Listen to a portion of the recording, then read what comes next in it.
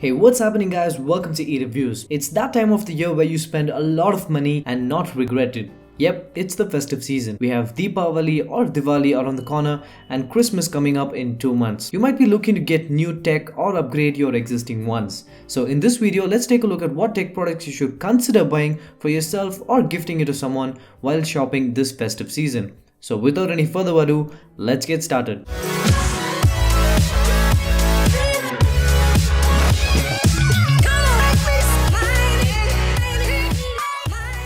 Coming in at number 5 is the ever so popular category, smartphones. A lot of my friends and family bought smartphones that were launched recently in the Dasara sale. I'd like to divide this category into price range to make it easier for both you and me. Starting off with under 10,000 rupees, the best smartphone you can get is the Xiaomi Redmi 3S Prime. It's got a really nice and strong design, a compact and comfortable 5-inch form factor, very capable Snapdragon 430 processor coupled with 3GB of RAM, a massive 4000 mAh battery and 13 and 5 megapixel cameras which produce decent quality images for the price. Speaking of price, the Redmi 3S has two variants. The 2GB one priced at 7,000 rupees and 3GB with fingerprint scanner priced at 9,000 rupees. If you don't want to buy a Xiaomi phone for obvious reasons, you can consider Moto G Play, Lenovo Vibe K5 or the Swipe Elite Plus. But do not expect Redmi 3S Prime like performance. Now for under 15,000 rupees, you have three equally poised options: the Xiaomi Redmi Note 3, Loico Lo 2 and the Moto G4 Plus. All the three devices have amazing design and build quality, great cameras for the price, and overall performance is above expectations. I'm currently working on a comparison video on the three, so I'll explain a lot more in that video, so stay tuned for that. Now moving on to 20,000 rupees.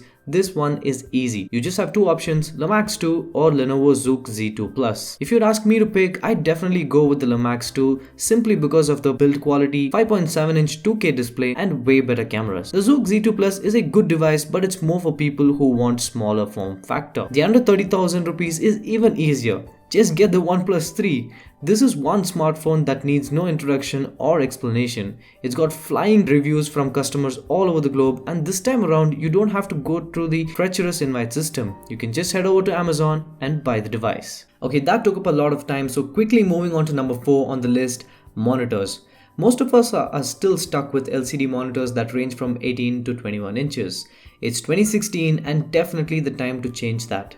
I had some money saved up to shell out, so I went all out for the LG 24-inch Infinity Display monitor, and it's simply gorgeous to look at. The monitor was easy to set up, gives you ample software features to tweak, and also has stereo speakers which are good but definitely cannot replace actual speakers in your setup. This monitor will set you back 14,000 rupees, but it's worth every damn penny. If you want the same 24-inch form factor but want it on a budget, BenQ has got you covered. They have two 24-inch models that cost less than 9,000 rupees during a sale. So keep an eye out for that and pick them right away. Moving on to number 3, speakers. If you've been using regular computer speakers, you've been missing out on a lot of fun. You definitely need to get at least a 2.1 channel speaker system or higher. I got myself the FND A140U 2.1 channel speakers for an amazing deal of 1,600 rupees. It's usually priced around 2,300 rupees, so a drop of 700 is definitely a steal in my opinion. But I kept questioning myself if I had made the right choice, because there were two creative speakers in the same price range. I unboxed them, set them up, and still wasn't impressed because they looked kind of neutral. But when I cranked up the volume, I instantly realized that I made the right choice. The sound quality is on par or above creative speakers if you tune them right.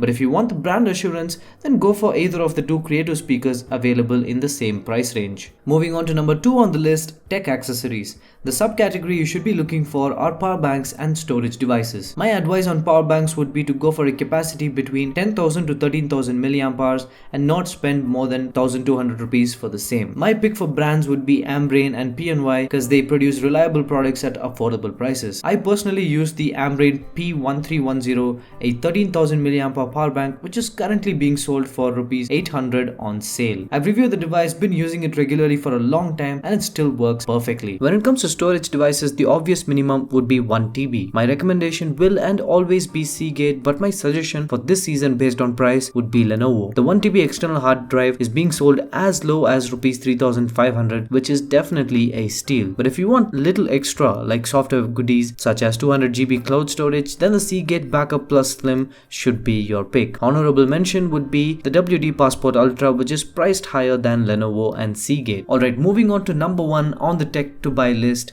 Laptops. There are a sea of options in every price range. The sweet spot for laptops would be Rs 35,000 because you get good price to performance ratio. But I got a sweeter deal at Rs 25,000 with the Lenovo IdeaPad 110. This laptop surprised me with its impressive price to performance ratio. It's got a 15.6-inch LCD display, the AMD A8, which is a quad-core processor clocked at 2.2 GHz, coupled with 8 GB of RAM. Yes, this is one of the few laptops under 30,000 rupees that gives you 8 GB of RAM, 1 TB of internal storage, and finally a dedicated 2 GB of GPU. Yep, all this for just 25,000 rupees. The full-length keyboard is surprisingly good travel, no creaks or flex. Now the cheap price does come with downsides such as no OS pre-installed, the horrendous battery life of 1.5 hours, and 2 USB ports, and that too on one side, which makes up for a messy setup. But I personally believe the upsides overpower the downsides with this one. I'll be coming out with a full review of this soon on my channel, so make sure to be subscribed. Alright guys, so that brings me to the end of this video, and I hope you liked it. If you did, leave this video a like, and please do share with your friends and family so they can go around buying the right tech this festive season. Also, like key reviews on Facebook, Twitter and Instagram for some important tech updates